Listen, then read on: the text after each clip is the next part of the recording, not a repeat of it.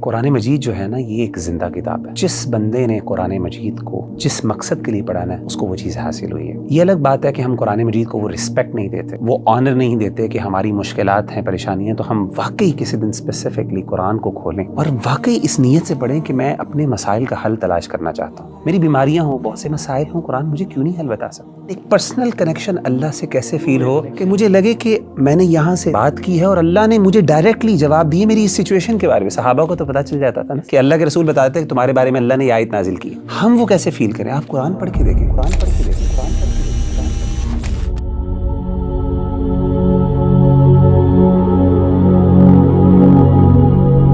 مغیرہ بھائی, ایک عام انسان جب بھی کسی سے کمیونیکیشن کرتا ہے اس کی خواہش ہوتی ہے کہ اس کو رسپانس ملے اور رسپانس جلدی مل جائے. جس طرح کہ نبی کریم صلی اللہ علیہ وآلہ وسلم کے زمانے میں صحابہ کرام جو تھے ان کے اوپر پریشانیاں آتی تھی, تکلیفیں آتی تھیں, اور وہ اللہ سبحانہ و تعالیٰ سے دعائیں کرتے تھے کہ ان کی یہ پریشانیاں ختم ہو جائیں, اور ان کو ان چیزوں کا جواب بھی مل جاتا تھا اور ان کے دعائیں بھی قبول ہوتی تھی وحی کے ذریعے. لیکن آج کل کے دور میں جب ایک انسان پریشان ہے, پریشان حال ہے, مشکلات کے اندر ہے, اور وہ اس کی دعائیں بھی کرتا ہے, لیکن کبھی کبھی وہ اس چیز کی کمی فیل کرتا ہے, اس کے اندر ایک کمی کا احساس ہے کہ شاید میری دعا قبول نہیں ہو رہی. تو مغیرہ بھائی سوال یہ ہے کہ وہ جو احساس ہے کہ انسان کے اندر وہ احساس اور وہ ایک مطمئن ہو جائے اس چیز سے کہ اللہ نے میری دعا سن لی, اور اللہ سبحانہ و تعالیٰ کی طرف سے اس کو احساس بھی آ گیا ہے کہ اس کی دعا قبول ہو گئی ہے. تو یہ احساس کیسے ایک انسان اپنے اندر پا سکتا؟ دیکھیں ربیع اللہ بھائی, مجھے آپ کے اس سوال سے ایک واقعہ یاد آ گیا. میں یو اے ای میں تھا, تو ایک دن میں جمعے کی نماز پڑھنے گیا, تو نماز میں سنتیں ادا کرنے کے بعد میں نے قرآن مجید کو پکڑا اور بیٹھنے لگا, تو اچانک مجھے نا کچھ سسکیوں کی آواز آئی ایک طرف سے. تو میں نے بائیں طرف مڑ کے دیکھا تو اگلی صف میں بائیں طرف بالکل دیوار کے ساتھ ایک سیرین لڑکا وہ بیٹھا ہوا تھا, اس کے ہاتھ میں قرآن تھا, وہ قرآن مجید کھول کے پڑھ رہا تھا, اور اس کی آنکھوں سے آنسو, یعنی وہ رو رہا تھا, اور ایسا رو رہا تھا کہ باقاعدہ اس کی سسکیوں کی آوازیں آ رہی تھیں. اور آپ کو پتہ ہے کہ شام جو ہے, سیریا ایک ٹھنڈا علاقہ ہے, تو وہاں پہ اکثر جو لوگ ہیں ان کی کمپلیکشن وائٹ ہوتی ہے, تو رونے کی وجہ سے نا اس کا چہرہ سرخ ہوا تھا, بالکل ریڈ, اور سسکیاں اتنی اونچی تھیں کہ باقاعدہ آس پاس کے جو لوگ تھے وہ باقاعدہ یعنی وہ نوٹ کر رہے تھے, اور وہ تھوڑا سا بار بار دیکھتے تھے مڑ کے. اچھا, جب میں نے اس بھائی کو دیکھا نا تو مجھے بڑی محبت فیل ہوئی اس سے, ایک ایمانی محبت اور ایک کیفیت تھی, اور میرا دل چاہا کہ میں اس سے اٹھوں اور اس کو جا کے گلے لگاؤں. لیکن اس وقت پھر میں رک گیا, اور اس وجہ سے رکا کہ یہ کچھ لمحات ایسے ہوتے ہیں جو انسان کے اپنے اللہ کے درمیان ہوتے ہیں, پرائیویٹ لمحات ہوتے ہیں, اور اس میں انسان کو کسی دوسرے کو نہیں چاہیے کہ وہ اس میں انٹروین کرے. تو میں رک گیا اور میں نے کہا کہ شاید چلیں, جیسا ہے ایسا ہی ہونے دیں. اور میں تھوڑا سا متاثر بھی ہوا, رشک بھی کیا کہ کس طریقے سے 7 سال لڑکا تھا, یعنی کوئی آپ سمجھیں کہ اس کی کوئی بہت زیادہ داڑھی بھی نہیں تھی, کوئی بہت زیادہ پریکٹسنگ آؤٹ فٹ یا لک بھی نہیں تھی اس کی. تو اس کے بعد جب میں نے یہ دیکھ لیا اور میں نے کہا چلے میں اپنی قرآن مجید کی تلاوت کرتا ہوں, تو جیسے ہی میں نے قرآن مجید کھولا تو عجیب بات اور بڑے حیران کن بات یہ ہے کہ جو سب سے پہلی آیت میری نظر کے سامنے آئی, حالانکہ میں نے رینڈملی کھولا, کوئی اسپیسیفکلی کسی, سب سے پہلے جو آیت میرے سامنے آئی, سبحان اللہ, میں حیران ہو گیا وہ پڑھ کے. وہ 7 چیپٹر کی پہلی آیت تھی, اور وہ آیت کیا تھی؟ وَإِذَا سَمِعُوا مَا أُنزِلَ إِلَى الرَّسُولِ تَرَىٰ أَعْيُنَهُمْ تَفِيضُ مِنَ الدَّمْعِ مِمَّا عَرَفُوا مِنَ الْحَقِّ. کہ جب وہ رسول پر نازل کردہ کلام کو سنتے ہیں تو اے نبی صلی اللہ علیہ وسلم آپ دیکھتے ہیں کہ ان کی آنکھیں بہہ پڑی, وہ رو رہے ہیں. یعنی قرآن سننے سے ان کے دل ڈر جاتے ہیں, نرم ہوتے ہیں, اور ان کی آنکھوں سے آنسو بہہ پڑتے ہیں. کس وجہ سے؟ مما عرفوا من الحق, کہ جو حق انہوں نے اپنے رب کی طرف سے جو اللہ نے بھیجا اس کو پہچان لیا. سبحان اللہ, یعنی یہ وہ ایسی کیفیت تھی کہ آن دا اسپاٹ مجھے جیسے لگا کہ اللہ تعالیٰ نے یہ آیت جو ہے, میں نے یعنی یہ اٹ واز ناٹ اے کو انسیڈنس. دیکھیں ہم لوگ جو ہے نا, we are not the people who believe in the کو انسیڈنسز.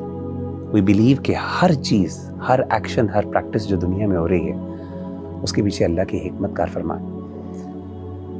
تو میرا دل چاہا کہ میں اس کے ساتھ یہ آیت شیئر کروں, اور میں کہوں کہ مجھے یہ آیت میں نے سنی ہے, اور مجھے ایک قسم کا اللہ نے, کیونکہ میں I was thinking about that person نا, کہ یار کیوں رو رہا ہے, اور پتہ نہیں کیا فیلنگز ہیں، اس کے جذبات ہیں. تو مجھے اس دن احساس ہوا کہ قرآن مجید جو ہے نا یہ ایک زندہ کتاب ہے. اور یقین کریں، یہ تجربہ کر کے دیکھ لیں کہ جس بندے نے قرآن مجید کو جس مقصد کے لیے پڑھانا ہے اس کو وہ چیز حاصل ہوئی ہے.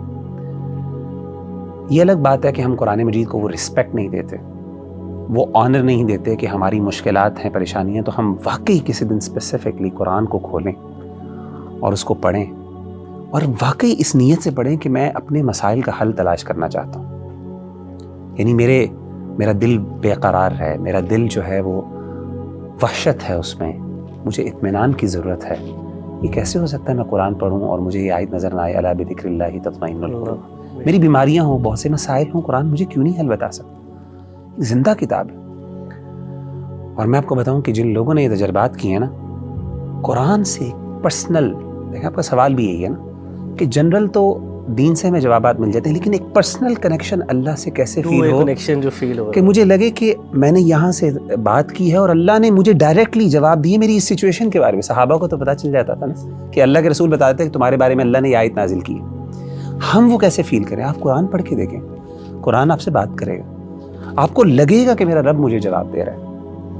اور میں آپ کو بتاؤں کہ میں نے دیکھا کہ جتنے بھی ہمارے اسلاف ہیں جب اپنی مشکلات میں پڑے اور انہوں نے جب قرآن مجید کی طرف رخ کیا تو انہوں نے اپنی فیلنگز شیئر کی. میں آپ کو 2 مثالیں دیتا ہوں. ایک مثال ہے امام ابن تیمیہ رحمہ اللہ کی. جب وہ اپنے آخری دور میں تھے، جیل میں بھیج دیا گیا ان کو، تو کہتے ہیں کہ میں نے پھر، میرے پاس اور کچھ نہیں تھا، تو میں نے قرآن مجید کی طرف جو ہے وہ رجوع کیا اور میں نے قرآن مجید کو پڑھنا شروع کیا. کہتے ہیں جیسے جیسے میں قرآن مجید پڑھتا جا رہا، مجھے، حالانکہ وہ امام ہے جس نے اپنی پوری زندگی اسلام پہ لگا دی، پوری زندگی اسلام کی خدمت اتنی کی کہ اس کو شیخ الاسلام کا ٹائٹل ملا. تاریخ میں بہت کم لوگ ایسے ہیں، بہت کم لوگ ایسے ہیں جن کو علماء نے شیخ الاسلام کہا ہو، اپنے دور کے لوگ اور بعد کے بڑے بڑے علماء نے شیخ الاسلام کہا ہو. اس میں امام ابن تیمیہ. تو ابن تیمیہ کہتے ہیں کہ مجھے ندامت، ندمت، واللہ یہ ان کے الفاظ ہیں کہ مجھے ندامت ہوئی کہ میں نے اپنی زندگی کا ایک بہت بڑا حصہ جو ہے وہ ضائع کر دیا اور میں قرآن مجید نہیں پڑھ سکا. اسی طریقے سے شیخ ابو اسحاق الحوینی بہت بڑے عالم دین ہیں، اس ٹائم محدث ہیں. میں سمجھتا ہوں عرب دنیا کے بڑے ترین، اگر آپ مجھے کہیں گے نا کہ بڑے عالم دین حدیث کے کوئی ہیں، تو میں ابو اسحاق الحوینی کو میں ریکمینڈ کروں گا. اور بھی بڑے علماء ہیں ڈیفینیٹلی. ان کو کچھ دیر کے لیے روک دیا گیا لیکچرز سے اور لوگوں سے خطبات جو وہ دیتے تھے، تو انہوں نے قرآن مجید کو پڑھنا شروع کیا. اور یہ ان کا جملہ تھا جب وہ واپس آئے اور ان کے لیے دوبارہ وہ بین ریموو کیا گیا اور ان کو اجازت ملی کہ اب وہ پبلک سے بات کر سکتے ہیں، تو انہوں نے کہا کہ یہ ان کا جملہ باقاعدہ ہے، یا لیتنی اعطیت القرآن حیاتی، ہائے کاش میں نے اپنی پوری زندگی قرآن کو دے دی.